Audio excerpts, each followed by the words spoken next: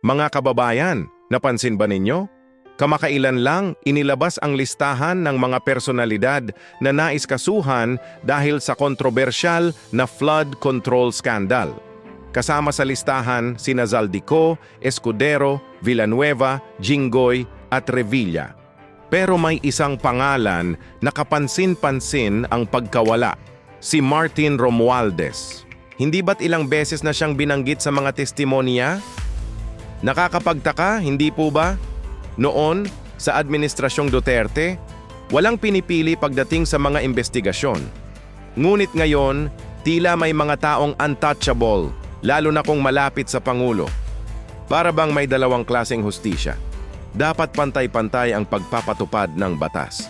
Hindi pwedeng may mga exemption kung talagang walang sacred cow sa ating bansa. Ano ang masasabi ninyo, mga kababayan? Iwan ang inyong mga komento sa ibaba. Huwag kalimutang mag-subscribe para sa mga updates. Maraming salamat sa inyong pakikinig.